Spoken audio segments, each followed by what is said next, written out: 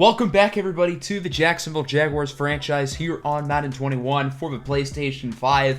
Playoff football is back. That feels really good to say. The number one seeded Jacksonville Jaguars will be hosting the Indianapolis Colts here in the divisional round. We had a rocky end to our regular season. We started 8-1, but since then it kind of went downhill. We went 3-4 in our last 7, but we're still able to get the top seed. Here's a look at the playoff bracket through the wild card round. Of course, the number 2 seeded Bills got upset by Indianapolis, our opponent today. The Colts beat the Bills in overtime, 30-24. Rodney Allen had an up and down game, but it was enough to beat Josh Allen and the Bills.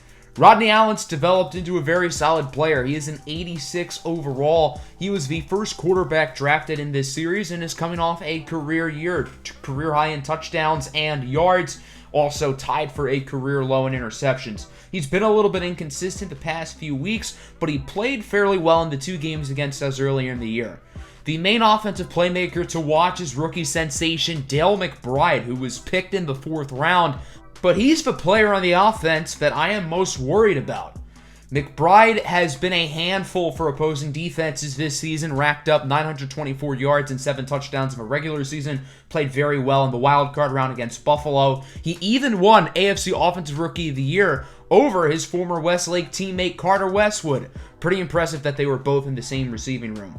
We beat the Colts twice this year, 20-17 in Week 2 and 31-27 in Week 5. Both games were very close. The Colts were in both of them to the end, and both of those games were very early in the season, and we were playing a lot better towards the first half of the year. Both teams have changed a lot since the Week 5 meeting. I think it will be a very intriguing game today to see who comes out on top. We also have a breakout player for safety Julius Williams. I believe this is our first breakout challenge all year, coming at a fitting time considering we are in the playoffs. Williams had a good Week 17 performance, intercepting Justin Herbert in our big win over the Chargers, so hopefully we can get him that spot. We're going to make a couple signings in free agency. We opened up 2 roster spots with putting Orlando Brown and Tagatului-Pupu on IR. So we're going to sign A.J. Khan, who used to be a starter for us earlier in the series. He's going to provide depth. And we're going to sign another offensive lineman in Corey Lang. We do not have enough depth on the offensive line, so that's why I decided to sign those 2 players, and I figured it'd be fun to bring A.J. Khan back because he was pretty good fairly early in the series. So let's see what this team can do. They've won 2 playoff games last year. They won a playoff game the year before, so I think this team has what it takes to possibly make a run here in the postseason. Will it be enough to possibly make the franchise's first ever Super Bowl? Well, I don't know, but that road starts today. The AFC Divisional round, the 11-5 Jacksonville Jaguars hosting their AFC South foes, the 8-8 Indianapolis Colts. The winner will be taking on either the Cincinnati Bengals or the Kansas City Chiefs in the AFC Championship game. So that AFC Championship game is going to be real fun, regardless of who ends up winning this one. Brian Amaya Jr., one of the NFL's best punters, has this one teed off, and Jacksonville's 2023 playoff run is underway. It'll be received in the back of the end zone by the rookie running back out of Westlake, Marlon Chavez, who will take a knee. So here comes Rodney Allen, the 3rd-year quarterback, started his collegiate career at Westlake, transferred his final year to Iowa, and he has been worth the top 10 selection that the Colts used him on a few seasons ago. 26 touchdowns, 10 interceptions, nearly 4,400 passing yards. Allen on 3rd and 10 under pressure. It's a short pass for Marlon Mack, and he does get the first down. Gains about 12, wrapped up by C.J. Henderson. But still a nice play for Marlon Mack, who usually plays really well whenever he faces off against Jacksonville. And the Jags' defense has regressed throughout the season, so that's good news for Mack.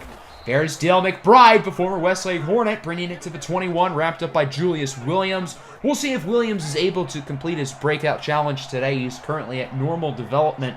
It'd be very nice to move him up to star. 2nd and 10 now at the 21. Colts offense looking good today as Rodney Allen is sacked by Caleb on Chason. Allen is injured on the field, but it's not Rodney Allen, and it's also not Josh Allen. It's actually offensive guard Steven Allen in his 2nd year out of Westlake. He's been a starter both years so far for the Colts. He's a pretty good player, and that is a fairly significant loss if he does not return today. 3rd and 19 for Indy now. Rodney Allen going to try to get it to Miles Jack, who is chased out of bounds by Rashawn Babineau. So the Jaguars defense does get the stop, which is good to see because this defense has been pretty bad throughout the second half of the season. 43-yard field goal attempt for Dustin Hopkins. This one looks a little bit shaky, but it does go in, and the Indianapolis Colts will score the first points of the day. So here comes the Jaguar offense led by second-year quarterback Koko Nwosu. Koko did not play in Week 17. He got the game off. Rookie quarterback Marsucio Walteron played, and he played quite well. Although Koko's job for the playoffs is not in jeopardy, we could see a QB battle on the horizon for next season. 3rd and 6, nice pass for David Njoku to the first down. Njoku seemed to have a really good chemistry in the Week 17 game with Marsucio Walteron. We'll see how he does here, back with Koko Nwosu in the lineup. DJ Chark brings it to the 48-yard line. Chark missed a lot of the second half of the season, and his final 2 games of the year racked up at least 100 yards in both of them. Now Casey Shock with a really tough catch, mossing Malik Hooker. Shock missed multiple games this season and actually led the NFL in receiving yards, which I didn't even realize he was that far up. I think he finished with around 1,400 yards, which did finish for most in the NFL. First down up the middle for Chark. Tries to dive into the end zone. He cannot, but does get it to the 1. A very quick drive for the Jags. Koko Nwosu is really throwing the ball well so far. He saw what Marsucio Walteron did the other week, and he is trying to show that he is the franchise quarterback of this team as R.J. Ewell runs into the end zone for a touchdown, and the second-year running back out of East Carolina will put Jacksonville on the board. They now lead 7-3. Nice little celebration as well. Colts have it back, 3rd and 2. Rodney Allen, short throw for McBride. What a tackle! Bob Adams, the rookie, stops for first down, and the Colts are going to have to punt it. Dale McBride wrapped up by his former college teammate, and Bob Adams with the biggest defensive play of the game so far. Adams also missed a large chunk of the second half of the season with an injury. Returned last week, got his first interception in that Chargers game. So it's good to see him healthy, playing at a high level. Risky throw on 2nd and 4. It is caught by Casey Shock for a gain of 11. That'll do it for the first quarter. So far, so good for the most part for Jacksonville. They lead 7-3. The offense has been very good so far. The defense started off a little bit shaky, but they have only allowed 3 points. Here is David Njoku. Gets past the 50, a nice gain of around 15 yards. The Jacksonville passing attack is continuing what has been a very strong start so far. 2nd and inches now for the Jags. Casey Shock in motion. He'll get it on the jet sweep, and the Colts read this play like a book. Shock loses around 3. He is wrapped up by the veteran slot corner, Kenny Moore, one of the more underrated players in the NFL. And it is now 3rd and 3 for Jacksonville. Nwosu, short throw for Zeke Bowman, who gets the first down.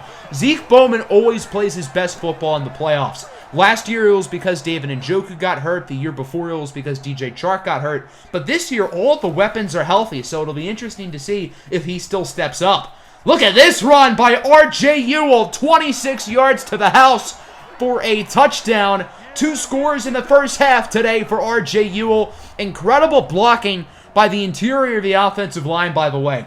Brandon Linder, Damian Lewis, both with great blocks there, and then R.J. Ewell with his electrifying speed will do the rest. 14-3, Jacksonville up by even more. Colts have it back. They're now down by 2 possessions. Starting to feel a little playoff pressure as Rodney Allen is sacked by his last namesake, Josh Allen. Allen had 17.5 sacks this year, 2nd in the NFL, only behind Myles Garrett, who broke the sack record. I think he finished with like 26. Rodney Allen throws it away. The Jags defense gets the stop. And the past 10 or so minutes have been all Jacksonville. They lead 14-3, and they have the balls on 3rd and 6. Koko Nwosu hit as he throws, incomplete. DeForest Buckner pretty pumped up that he made the play. Now, DeForest, your team is still down by 11. I won't get ahead of yourself, but that was a pretty good play by him. Colts have it back. 2nd and 10 up the middle for Dale McBride, who's had a really solid first half. He has been Rodney Allen's go-to man thus far. 3rd and 4 now from the 33-yard line. Can the Colts get themselves another conversion? Rodney Allen's pass to flex off of one of the offensive linemen, and Jacksonville's defense gets another stop. The Jaguars defense is red hot at the moment, which is a little bit surprising for me to say considering their play recently, but I'm impressed. DeForest Buckner pushes R.J. Ewell down for a loss of 3. Nice play by Buckner, who's looked really impressive for the most part so far today. 3rd and 10, Coco trying to get it to Bowman, and it's intercepted. What a play by Khari Willis to intercept the football, and the Colts will now be getting great starting field position at the 37-yard line. A costly turnover by Coco Nwosu, who threw 12 interceptions this year. He did a lot better as a rookie of protecting the football than he did this year. There's Dale McBride to the 19-yard line. Another play for McBride. 5 catches, 50 yards already as he continues to be a standout early in this first half. 2nd and 5 near the 2-minute warning. Rodney Allen has no time to throw it. He's sacked by Myles Jack. It's been very refreshing to see the pass rush look really good today. Jacksonville, if you remember, had 15 sacks in a game against the Steelers earlier in the year. And the pass rush, I think since then, I don't even know if they had 15 sacks as a team. Good to see 3 sacks already in the first half as we reach the 2-minute warning. 14-3 your score, but the Colts are marching on the door. They have it in the red zone. Going to try to get the touchdown as it's a short throw for Mack. Is he in? He is. Touchdown, Colts. And Indianapolis is back within 1 possession. A big play there for Marlon Mack. And it is now 14-10. So the Colts offense, who has been really dry since their first possession, finally get back on the board. Jacksonville's offense is really slowing down as well. We'll see what they can do on this drive. On 3rd and 10, Casey Schock wide open, gets the first down, ramped up by Miles Burrow, the 3rd-year defensive back out of University of Texas. R.J. Ewell now in the handoff. He loses more yards on the play. DeForest Buckner again with the tackle for loss. He was traded for a first-round pick a few years back, and he's been well worth that trade for the Colts. 3rd and 1, nice play up the middle for DJ Chark. He runs out of bounds at the 36 to stop the clock. Jacksonville has not had to use a timeout yet in the first half, and then the following play they did, so I spoke too soon. Jags are now down to 2 timeouts. 2nd and 7, it's Bowman with the play into the end zone for a touchdown. What a play by Zeke Bowman, who continues to step up when the lights shine the brightest, and the Jaguars are back up by 2 scores. The Colts have 40 seconds and 3 timeouts. I think that's enough time for them to score. Rodney Allen on 3rd and 6 gets it to Mack, and he is wrapped up by Jack, but the Colts do get the first down. Stephen Allen is injured again, so he did re-enter the game, but it looks like he has re-aggravated his injury. This time, they will show him going to the locker room. His day is done, limping with a couple of the trainers. As a former Westlake Hornet, hopefully Steven Adams is going to be all right going forward. 2nd and 8 now, under 30 seconds left in the half. A lot of pressure from Myles Jack. But Rodney Allen does complete the pass over to Niles McLeod for the first down. Colts call timeout number 2. They are now down to 1 timeout and only around 20 seconds. So your best bet to score is probably a deep pass and a field goal. Allen will not get that opportunity. He is quickly sacked. It looked like Josh Allen got half a sack there. It was kind of hard to tell who else was there. I think Rashawn Babineau might have been in the contact. So on 2nd and 20, instead of going deep, he's just going to throw a check down for Marlon Mack because in a situation with 20 seconds and no timeouts, what EA thinks is smart is to throw a pass 5 yards downfield right up the middle. So that'll end the first half. A good start today for the Jaguars. They lead this one at 21-10. The Jags look good on both sides of the ball. The defense has been fairly impressive, although Rodney Allen has not played bad. The offense has been pretty good as well. Coco Nwosu did have a bad turnover, but other than that, he's been pretty good. R.J. Ewell ran for 2 touchdowns early in the first quarter, and the Jags do start the ball in the second half, so it appears that they are in the driver's seat. By the way, the Bengals defeated the Chiefs 35-29, so if Jacksonville wins this game, we will have an AFC Championship rematch from a year ago between the Jaguars and the Bengals. Cincinnati won that game last year, lost in the Super Bowl to the Giants. So if Jacksonville wins, then maybe they can get revenge. But the focus has to be right now on holding on and winning this game. There's a nice catch by Zeke Bowman, his 3rd of the game, continuing to step up here in the postseason. From the 42-yard line, J.K. all day. J.K. Dobbins with the handoff down the field. He gets it past the 30. Dobbins has been out for a while, returned in Week 17. With J.K. Dobbins, the Jaguars went 9-2. Without him, they went 2-3. It's not like J.K. Dobbins is the most important player on this team, but maybe there is a correlation there. Nice throw, nice touchdown for DJ Chark. Able to keep the feet in bounds, showing off the dance moves. And the Jags are now up 28-10. It's not looking good for the Colts. They have plenty of time, but Jacksonville appears to be in a very good position at the moment. 3rd and 9, Rodney Allen going up the middle for Marlon Mack. He does not get the first down. A great tackle by Leighton Vander Esch. That will stop Mack, who has 7 catches, by the way. He's been really impactful in the receiving game as well. Colts forced a punt in, and the Jags can really turn this game into a blowout on this possession. Koko Nwosu keeps it himself, showboating to the 47-yard line. There's still 15 minutes in this game. You cannot get cocky yet. But Koko Nwosu does have a right to get excited because his team appears to be going back to the AFC Championship, pending something wild. 3rd and 9, a screen for Dobbins, and he is stuffed. Maybe gets a yard. Bobby Okereke brings them down, and the Jaguars would be forced to punt it. Indy has it back with 3:36 left to go in the 3rd. Rodney Allen hands it off for Marlon Mack. He finds the hole. Mack with a nice gain, wrapped up by Williams and Zaire Wiggins. Wiggins has been quiet today, mainly because Rodney Allen has not thrown the ball to his side of the field, which seems to be what quarterbacks are doing now because you don't want to mess with Wiggins Island. There's another nice carry for Marlon Mack. It's a pass midfield to the 49-yard line. Mack has 76 rushing yards. I think he has 62 receiving yards. He's been really good today for the Colts. Another strong showing from Mack. There is a sack for Julius Williams on 2nd and 9. That will complete the breakout challenge. He needed, I believe, an interception, a sack, a tackle for loss, or a fumble force. And there you go. He gets the sack, forcing a loss of 4. We got to look at this beauty again. Rodney Allen had no time to throw it. Williams came into the backfield like a freight train, forcing a loss of around 4 yards.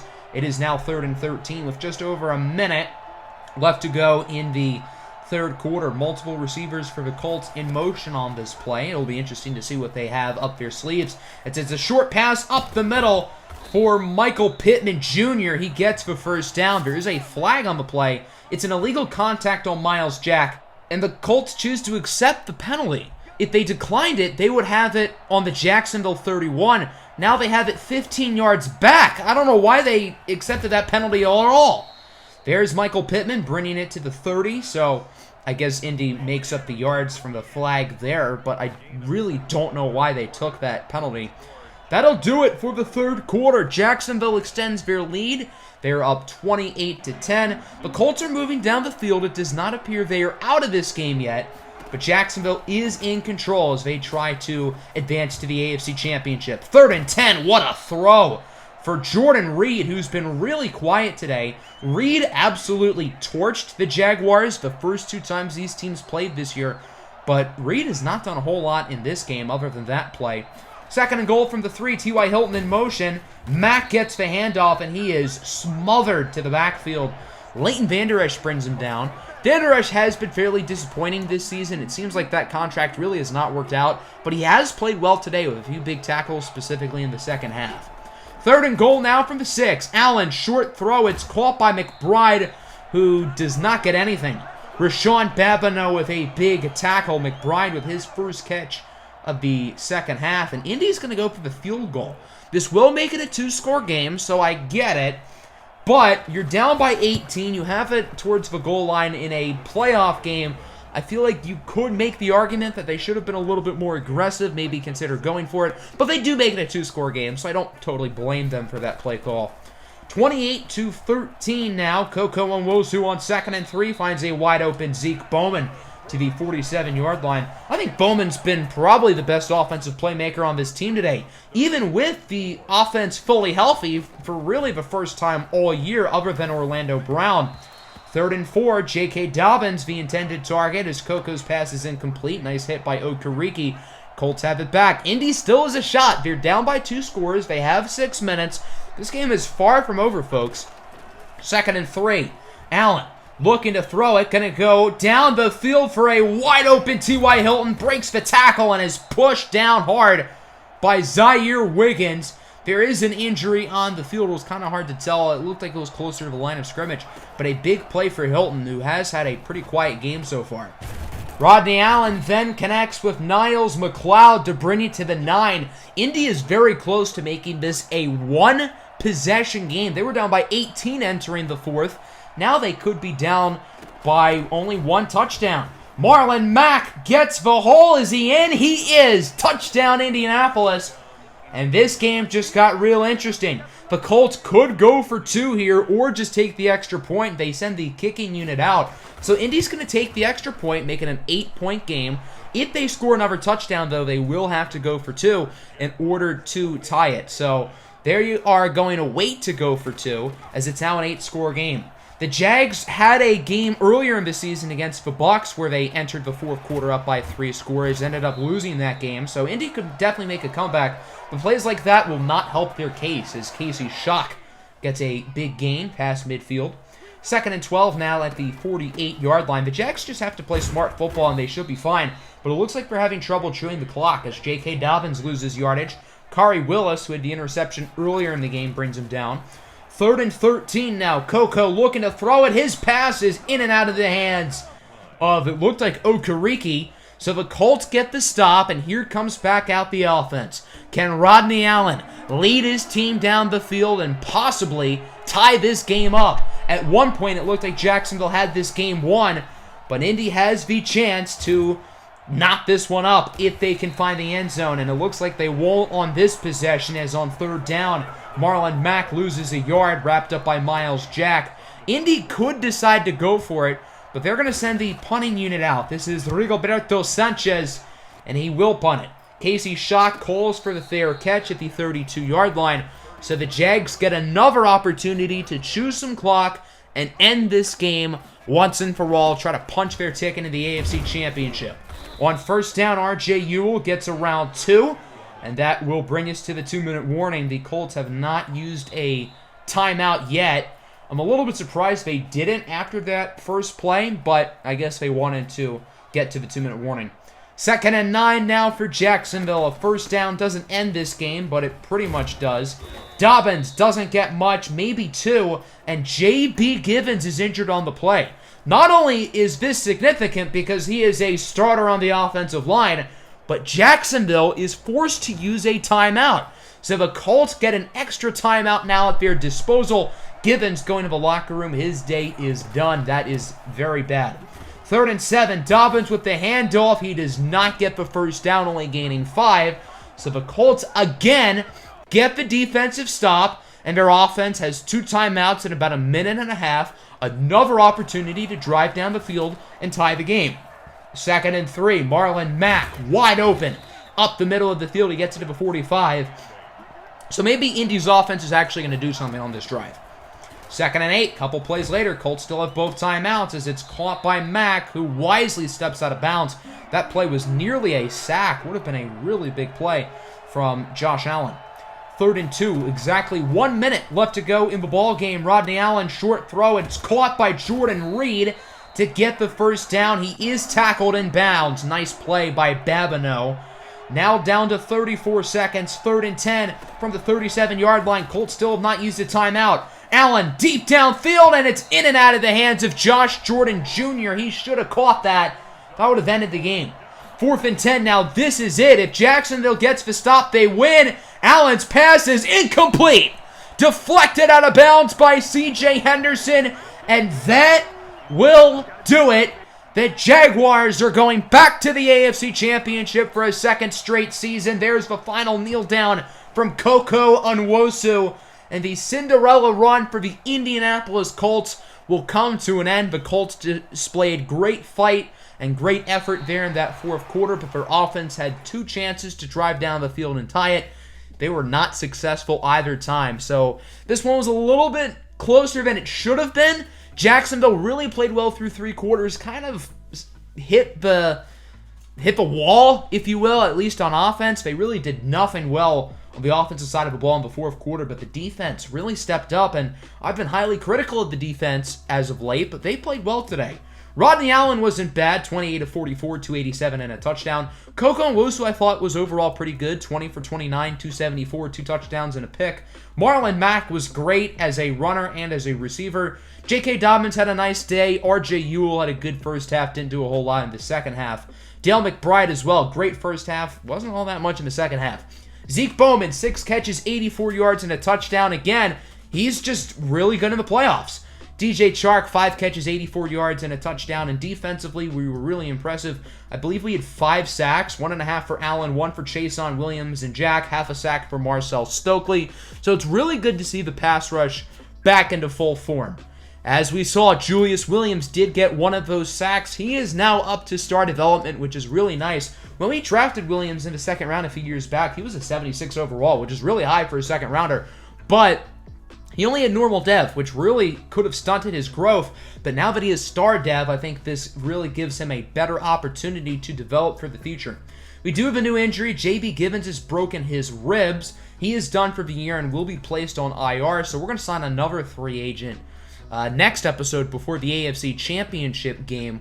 Maybe another offensive lineman, although I do trust A.J. Khan. I know he has not played football this year, but he's been a high-level starter for us in the past.